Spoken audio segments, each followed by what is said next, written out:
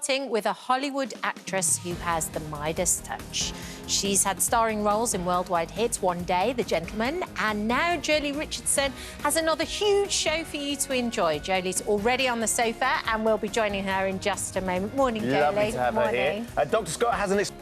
Today, we're starting with a British actress who's enjoyed roles in some of the world's biggest TV shows and movies, from the box office smash 101 Dalmatians to the small screen sensation Nip Tuck. I was obsessed with Nip Tuck. In the last 3 months, though, Jolie Richardson has added not just one, but two of the world's biggest shows to her already bulging CV, and critics saying there is a third along the way, too. Take a look. Where is it again? Budapest.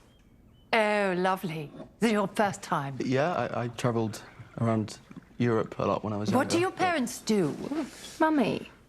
My father is in business. And, well, my mother's dead now, but she used to be an antiques dealer. So she had a shop. What exactly is it that you do? It's just my husband, he told me it was something to do with antiques, and now you seem committed to the selfless pursuit of animal welfare. So which is it? Antiques or chickens? One must balance bold and exceptional fashion choices with subtlety. Otherwise, what is one but rather gauche? I mean, it's so good, rather gauche. Jolie Richardson, star of Netflix's One Day and The Gentleman, and Disney Plus's upcoming Renegade now, joins us now. Good morning. Good morning. What a start to the year. I mean, you couldn't pack any more in, could you? Yeah, but the funny thing is, it was like years, it was a couple of years' work that just all came out at the same time. They're like buses, these massive hit shows, aren't they? You wait for years to one come and get three at the same time.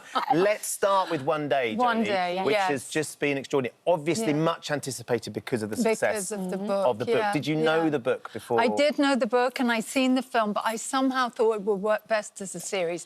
I mean, I'm just a tiny part of it, and it was just really fun. Leo, as we were just saying, Leo and Ambika are just stupendous, and I thought that one would be a hit because it's a love story, and, you know, we all love love stories. There's always that concern, though, isn't it, where you take a much beloved work of art, which was a book beforehand, and then turn it into something else that people might feel like perhaps it hasn't been delivered on. But there's a lot of expectations. Yeah, the response to it must have been extraordinary. Yeah, I think because Leo and Ambika are just so fresh. And then our episode was really fun because it was comedic. Yes. And ridiculous. And now I get all these texts saying, you know, are you there, Moriarty? And Moriarty, where are you? And it's lovely that that's become a catchphrase. It's so great. And then the new series, The Gentleman, it was actually Ben that turned me on to it. He's like, Dealey, you have to watch this. Just sit down, amazing. Find some time. Yeah. It's right up my sweet spot. Sweet spot. Just in terms of it hits so many. It hits so many of the things for me. For anybody who hasn't seen it yet, Jolie, just explain a little bit about. Oh my goodness! Gentleman. Can you not explain? Well, it's Guy Ritchie, and it's a crazy gangster. I always say it's Downton Abbey, Peaky Blinders in a blender, The Gentleman. Yes, that feels like a really good description, to be honest. It's simple, isn't it? Yeah. But it was so funny as well. The writing, I mean, it's very stylised. The characters are amazing. It is a little bit violent and it's got that edge to it. It's edgy, it's also glamorous, it's ridiculous. And it's also about family, and that's one thing we can all relate to. And dysfunctional family members, etc. Yeah. And you saw people are watching a little bit of Vinnie Jones pops up in it as well. Yeah, but of course, it's been in a number of Guy's films over the years, hasn't he? What was it like working with Vinnie? It was so funny because we couldn't have been more opposite, because I love to rehearse and, like, get my feet and know what I'm doing, and Vinny's like, all right, come on, lunch, let's go, I want to get home. Like we were saying, he likes his farm, you know? He loves being on He his just farm. wanted to be out there, but I think he's pretending a little bit, because I think he actually is really into it. He's so good in it. He's brilliant. Yeah, brilliant. I think it's the best thing he's... And then tell us a little bit about the new series that's coming on Disney Plus, Renegade now. It's set in 1705. Well done. I've been watching 18th it, century. and the lead character is a woman who is a highway woman. Highway woman. And she's got special powers. It's sophisticated, it's intelligent, it looks super expensive, the special effects are amazing. Yes, well, because you've got Sally Wainwright, the writer, who's sort of goddess of television. Valley and Gentleman. Exactly. And then you've got the production values of Disney. And then, like you said, at our centre, we've got this kick-ass, amazing actress, Louisa Harland, who's just perfect. This great cast of characters, like The Gentleman. Everyone's very delineated. It's very funny. It's moving, because it's also about family.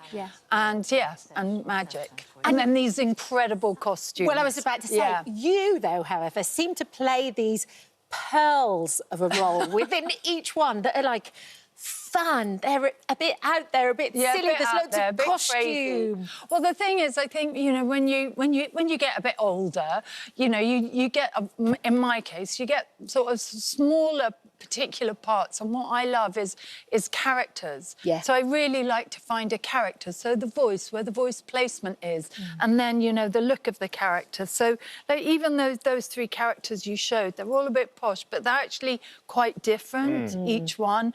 And that's my joy and my fun with the work. costume in Renegade now though, was that like there was quite some construction to get into it? Major construction. Tom Pye, a brilliant costume designer, and Jill Sweeney, who did these extraordinary, like you see in that picture. I mean, because I'm really tall anyway, I'm sort of almost 5'10", and with that, it was like another 1.5 foot on top of my head. Corsets, padding. It was a production. I mean, I needed someone else, and I did.